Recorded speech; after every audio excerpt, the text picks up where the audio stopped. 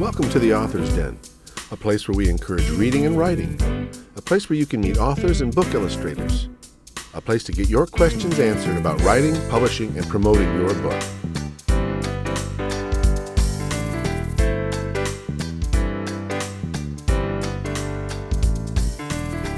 Hello and welcome to the Author's Den. I'm your host, Mike Talley, and with me today is my guest, Phil Rosette. Phil, thanks for being here today. My pleasure. Thanks for having me. You know, you seem like a really interesting person. There's a lot I'd like to ask you about. Sure. Well, first off, let's start with your early memories of books and reading. You know, you've written books, but what inspired you to write? I've always loved books. I've always found books to be the greatest way to escape. When you read a book, you interpret what the author has to say and you see things through your mind's eye. As opposed to watching television, you're watching a director's or a producer's idea of something. So books seem to expand a lot more to the imagination, and I've always had an interest in books. What's the earliest book that you can remember, or an author that really inspired you? Oh, Edgar Rice Burroughs, far and away. Edgar Rice Burroughs. The Tarzan series I can remember reading as a young child, but I also remember reading things like the Boy Scouts Manual, and finding a lot of inspiration in things like that. The books that were written for activities for children. When did you start writing? I didn't start writing until 1988 or 1989 was the first time that I really thought I would like to try and put something on paper that might be interesting enough that other people would want to read. Now, from your biography, it sounded like you did write some short stories. Was that before or after your first book? My first attempt at writing was actually a novel, and I tried to write a mystery, and I did finish it, but I wasn't happy with it at all, and I realized that writing a mystery was a lot more difficult than reading a mystery. And so I thought I should hone my skills a little bit more by writing short stories. Well, let's back up a little bit. You know, we know that you're a writer and you've got a multifaceted career. You have a regular day job, as it were, as well. But you've had an interesting life that must have fueled some of the writing. Let's back up a little bit. Talk about some of the early jobs you might have had. Okay. From probably about the age of about 10, I had this strong desire to race cars, to be a race car driver. And it was something my father was dead set against. But it never left me. And I always wanted to do that. I had model cars that I would build as a kid, and I would read car magazines and learn everything that I possibly could about cars. And when I graduated high school, I was going to go to a racing driver's school out in California, and I hitchhiked from then. At the time, I was living in Connecticut, all the way out to California to attend the Jim Russell Racing Driver's School. And that trip, hitchhiking across America as a 17-year-old, was quite an adventure, and that put a lot of stamps in my mind of things that I remembered later on when I was writing. I seem to recall that you were in Europe for a while and that you were in the military. Can you talk to some about your progression there? I served in Vietnam, class of 69-70, as I like to say, and I was with the 128th Assault Helicopter Company. We were based in Phu Loy, which was about 60 clicks north and west of Saigon. So our territory was primarily along the Cambodian border, right up along there in the Ho Chi Minh Trail, and where it crossed over and whatnot. I seem to recall a story about driving in Europe, too. I raced in Europe for 2 years. Oh. I raced at amateur level out of England, and I was there in 1980 and then again in 1982.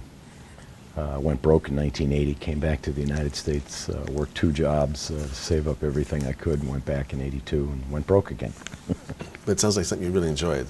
I met a lot of great people at the time, people that I'm still friends with today, and I stayed with the sport. Even after I stopped driving in 82, I stayed with the sport for another 13 years in a marketing capacity with race teams and then with a couple of racetracks in the United States here. I know you have some more current things we want to talk about, but let's talk about your first project that was published. That was the Frere Project, and that was published in December of 2004 by Counting House Press. They're local right here in Michigan. They're in Bloomfield Hills. And that book is available in paperback, hardcover, as well as a limited edition version, because it was my first book. I paid to have 500 limited edition copies, the first run, printed up, and those have a nice little slipcover. What was involved in writing this? How long did it take to write? It took me about a year and a half of research and preliminary writing before I was comfortable with the subjects that I had at hand, that I could start to actually put the novel together. And then it was another year after that before I had it into a proofread state. Can you give us a little general statement about what the book is about? The gentleman works in the telecommunication industry. He witnesses a murder through a teleconference that occurs in Australia. The murderer, unbeknownst that the cameras are still on, looks up and sees himself in the monitor and sees that there's a witness and says, "I'm going to get you." And the chase is on. And Well, 312 pages and 7 bodies later, it ends in the outback of Australia. Well, I'm hooked. I'm hooked. I apologize for not having read it already, but I'm hooked. I'm going to make sure to read this. So you took a lot of time to write this. Talk about that process. Well, the process of writing, I think, starts with an idea, a premise of an idea. This is where you think you can put this character into a situation that is going to be trouble for him and entertaining for your reader. And then you paint the picture around that. And you have to make sure that the details in the picture around that are appropriate. Did you have a routine or a regimen that helped you, or any assistance? Being primarily working out of my house, I tend to be the at-home dad with the kids, so I was the one who would take them off to school and whatnot. And, so I would get up about 4:30 every morning, and I would write from 4:30 to 7 o'clock when the kids would get up. Take them out to school, and then I'd get into my normal day job from that point until usually about mid-afternoon. And then I'd go back and reread what I had written that day and make any corrections and whatnot, so that I had a fresh place to start from the following day. Did you have any assistance gathering information for this book? Did you have someone that you could rely upon to help proof it? Several people involved with that, yes. In the Freya project, I worked with the curator at Alice Springs, for the museum in Alice Springs, to make sure that I had a lot of the background seen correctly and a lot of the seasons correctly, and also the way the Aboriginal people, the native people, what some of their habits are, and some of the things that they would or would not do. And that was very interesting, because from a distance, you know, you look over 6,000 miles away and you see something and you think, oh, well, that's what it looks like, so that's what we'll describe it. Ayers Rock, for example. They changed the name. They changed it back to the original name, which I believe is Early. U-R-I or U-R-L-I. I apologize. Is this a location? This is the famous rock that you always see that's depicted for Australia. It looks like a big mound that's just sitting in the middle of nowhere. And it's been known for years and years as Ayers Rock, but the native title to that, which is what everybody there goes by. So that was one aspect where I was able to bring that into the book by calling it by its native name as opposed to the Americanized name. To make it more realistic. And to make it a little bit more realistic. And I also had an idea, again, working with the curator there, of who some of the local artists were, and what some of the works that they did, and how long it takes to do those types of works. And that was interesting. I learned an awful lot about Australia. At the end of the research, I wanted to go there. I was so enamored with what I had found. And through the course of dealing with this gentleman, I also learned that there is a military base in Australia that I did not know about. Did you work that in? Oh yes, very much so, very much so. It is a secret American base that is not very much publicized, but the United States has had this base for about 30 or 40 years. The primary purpose is to track submarines. If you can believe, a military base in the center of Australia tracking submarines in the South Pacific, but that's the purpose of it. What an accomplishment, just to get the first book done. You must have felt really good about that. Talk about what was involved publishing the book, though. Well, with the publishing of the book, I was very fortunate. Len Charla, who owns the Counting House Press, he and I are in a writers group together, which is right over here in Beverly Hills, that's run by John and Mary Ann Huss. And it's a writers group that's been going on for about 30 years. And Lauren Estelman is part of that group, and Mike Brogan is part of that group, and Jim McKee. These are all published authors from the greater Detroit area.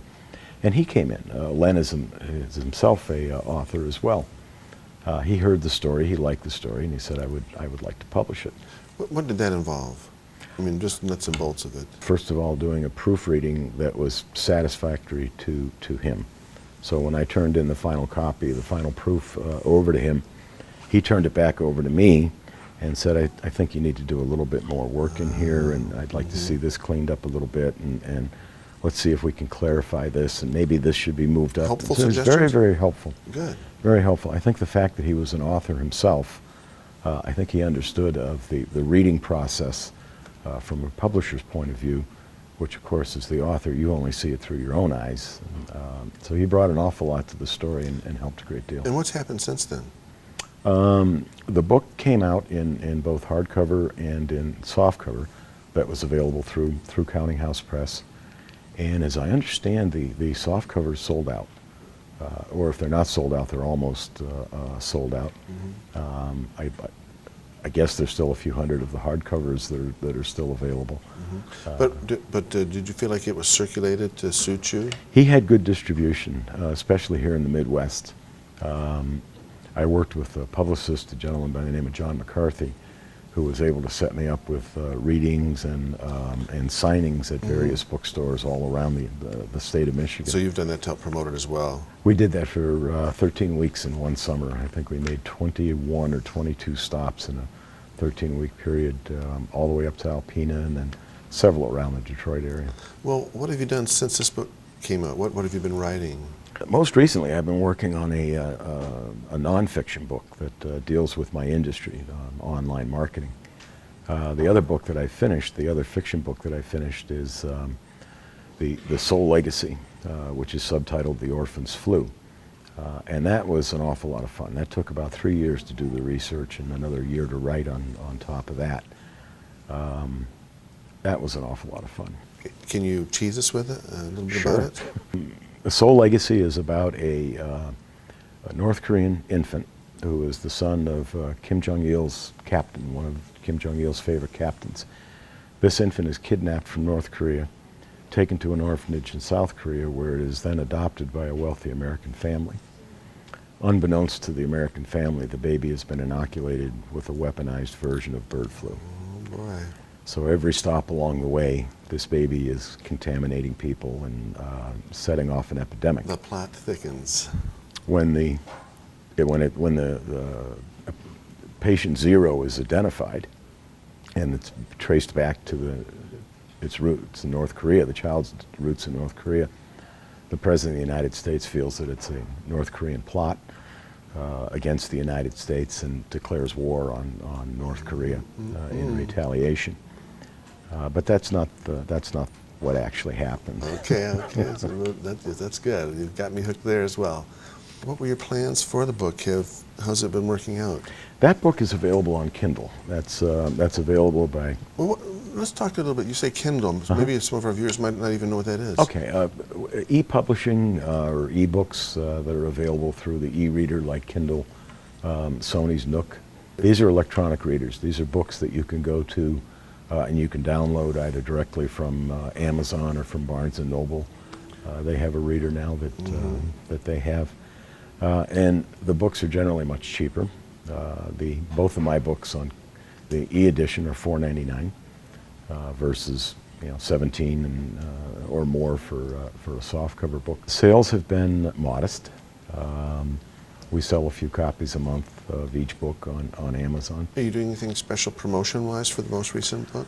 I did do some advertising when Soul Legacy first came out. I did some online advertising that pointed the people to the Amazon store. And then sporadically, every time North Korea is in the headlines, I might throw a few more dollars at the advertising to pique the interest while the subject is hot. You mentioned the gentleman that helped publish your first book. Did you have any type of relationship like that for the second? I did. I met a young gal at the University of Michigan who was from Seoul, from South Korea, and she agreed to help me with that in terms of cultural landmarks and cultural differences and the way things might be said versus the way things would not be said, the feelings between the North and the South. And I learned an awful lot through her and also through her dad. Her dad was in Seoul, and he would run around and he would go to different places like the U.S. Embassy, for example. I wanted to know what it looked like at night, how well is it lit up, what's the traffic, how thick is the traffic, and that sort of thing. And he went out and took pictures and sent me pictures of That what must it have been looked really like. helpful, though. Very helpful. It's wonderful to work with people like that. I seem to recall that you wrote short stories. You said, is that more related to your day job, or what are they about? I use short stories as exercises. I've done short stories about other authors. I wrote about Edgar Rice Burroughs and his pen name. Very few people know that he had a pseudonym. No, I don't. That he wrote under. He wrote exactly one book under that pseudonym. Oh, please. The pseudonym that he wanted to use was Normal Bean. And at the time, and this was 1912, 1914, a normal bean was somebody that was considered okay. They're not a brilliant person, but they're not a dummy either. They're just a normal bean. So he sent that as his pen name to the publisher. The editor thought he made a mistake, so he put the name in as Bean, changed the first name to Norman Bean. So Edgar Rice Burroughs realized that wasn't going to work, and he never used a pen name again after that. Usually people will take a pseudonym if they're a children's author and they want to write about something very dark. I understand. They'll use a pseudonym. Richard Bachman, of course, is probably the best example. He goes by, his pen name is Stephen King. Oh! Okay, you got me there. I was thinking, like Jonathan Living Seagull or something, and then Steve, but interesting. Right, but he's written children's books, and he's written other books under the Bachman name, but of course he's best known for his Stephen King Interesting. works. Interesting. You shared with me a story about meeting your wife, and if you could talk a little bit about that relationship and how I believe you both have the store now. Maureen Kuzniar was her maiden name, and her family is from here in Detroit. She's the oldest of 7 children, and when I met her parents for the first time, her dad had a nice little library with all built-in bookshelves and all these fantastic books in there. And I knew immediately that I was going to get along with the family. I already knew I was going to get along with her, but now I knew I was going to get along with the family. And her mother is a very, very vivacious reader. Besides hooking up with your wife, what's come out of this relationship? You talk about the bookstore. My wife and I run Birchwood Books, which is a antiquarian, out-of-print, and collectible bookstore. So we don't deal with any modern books. Basically any book that you could find in a Barnes & Noble or a Borders or on Amazon.com wouldn't be in our inventory. Most of our books predate 1950. I would say about 10% of our books predate 1900. And we love books. Well, I was going to say, why do this? Boy, that's a good question.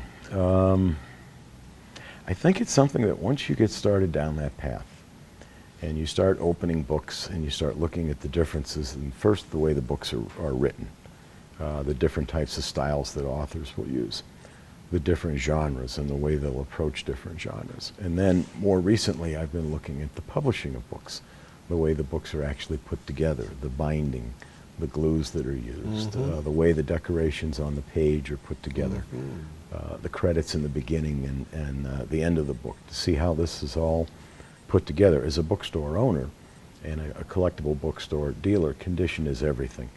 So when we buy an old book, we look it over very carefully to make sure that it is a good readable or what we call collectible condition. What do people find the value of those books? I think a lot of people are going back to their childhood. Probably about 30% of the books that we sell are young readers. They were books that were originally like Edgar Rice Burroughs, for example, or the Nancy Drew the series. So I think people are going back a little bit to their nostalgia. When you talk about old books, I am really fascinated by that. Do you have a warehouse? How do you We do have this? our store is in an old lawyer's office, and we chose that because it has built-in bookshelves. So it's very easy to display the books and see where all the books are and categorize them, much like a library is categorized right here. Where do you get these books? We buy up estates. Prefer to buy entire estates as opposed to buying one or two books.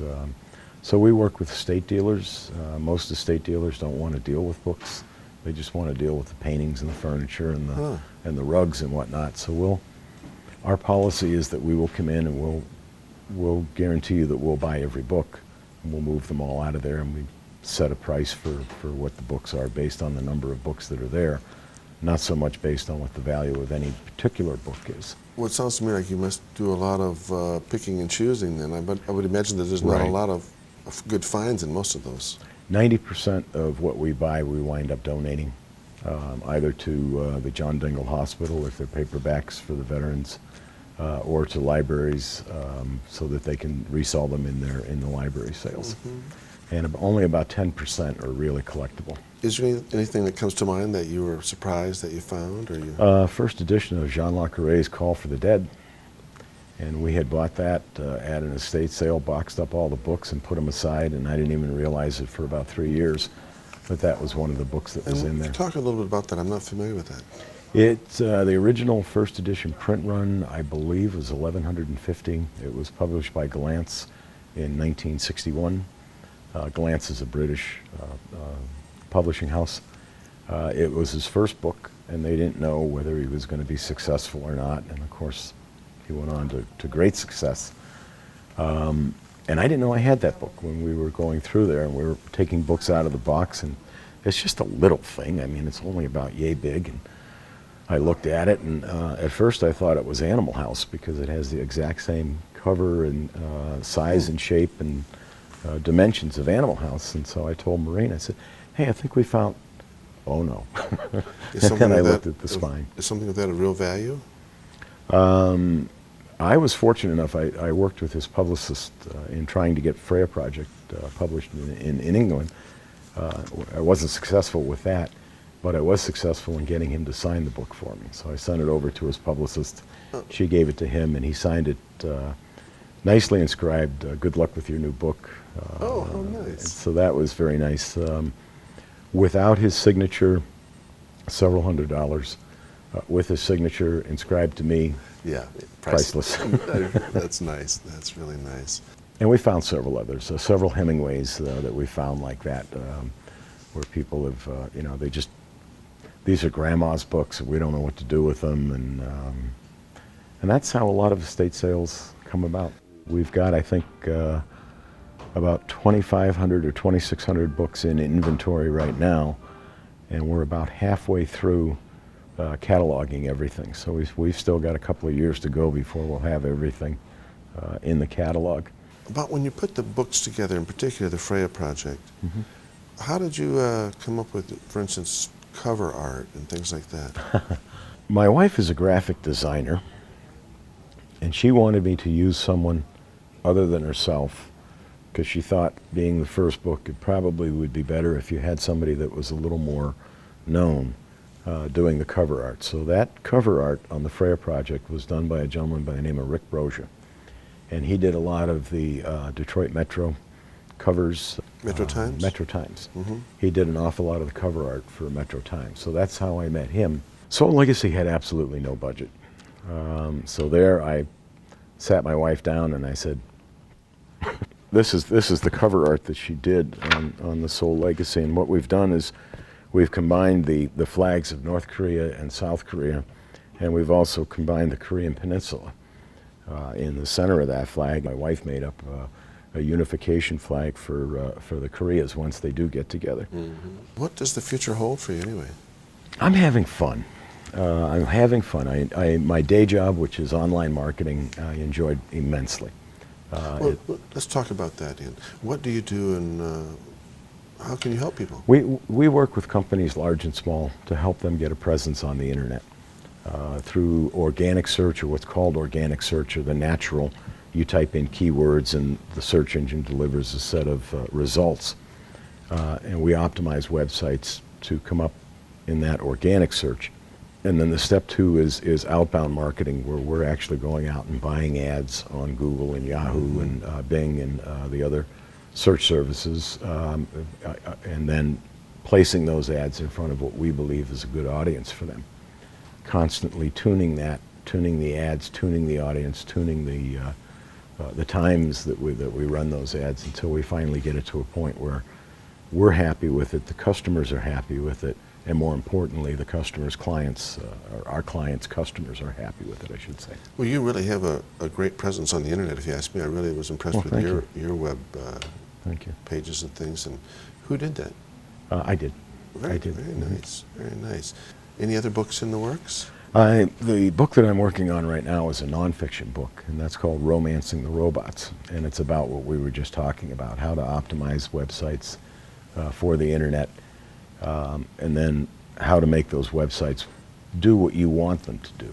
So it's more of a technical or a training? It is both a technical and a training. It is geared to the business owner, and it's written in layman's terms, so it's not written in a bunch of techie talk. And the underlining theme throughout the whole thing is concentrate on what's important for your customers, because they're the ones that are going to make your website work. All we can do is bring the horse to the water, but the water has got to make them want to drink.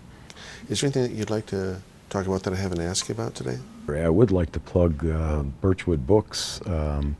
We're going to be having a display here in the Southfield Library in the month of October, and the theme is the children's illustrators down through the years. So we're going to be looking at Tennell, who did the works for Lewis Carroll, and we're going to be looking at people like Arthur Rackham, that did a lot of the illustration for many of the children's books. Otto Fischer, who was another illustrator that did an awful lot. Is there anything in the books, either of them, that touches you in a personal way? I think there's a little bit of the author in every one of the characters, either myself directly or people that I've known, but I may be combining some particular features of characters to make the character in the book. Talk generally about reading and books, and because when, for instance, when we were building the public library here, I think they really tried to keep in mind that to keep young people interested, they were going to have to kind of design the library with that in mind because of TV and computers and everything. Talk about reading. Reading is something that is done alone. That's not always been the case. In the very beginning, with Gutenberg and the Gutenberg Press, and what came off of the Gutenberg Press and what the scribes were writing prior to that, were primarily meant to be read from the pulpit. And they were meant to be read out loud, and people were meant to listen to books, much like we listen to radio today. But when publishing became the presses and typeset came in, people were able to take the books home and they were able to start to read alone. And I think that's when writing started to change as well, because now you started writing for the individual and not writing for the masses. And it's been 400 years in that time, in that change. I read 15 to 20 novels a year. We subscribe to 4 magazines that we read every week or every month. And I enjoy sitting down and reading and being able to think that I'm sitting in this chair, but it's only my physical presence that's sitting in this chair. My mind is off in Australia, it's in North Korea, it's in Washington, D.C. It's where this story is taking me. And I love it. It's a great escape. If someone wanted to find out more about you or the books that you've written or a Birchwood bookstore, what can they do? Well, I have my own website, philrosette.com. Birchwood Books has its website with, as I say, about half of our inventory online, and that's birchwoodbooks.net. The book, The Freya Project, is available through Counting House Press. You can order it through bookstores. And then online, the e-readers through Amazon.com. Both of the books can be bought there. Well, thank you so much for being here My today. pleasure. Once again, if you've just joined us, my guest has been Phil Rosette. And it's been a pleasure meeting you. I'm looking forward to finding out more about you and reading your books. Thank you.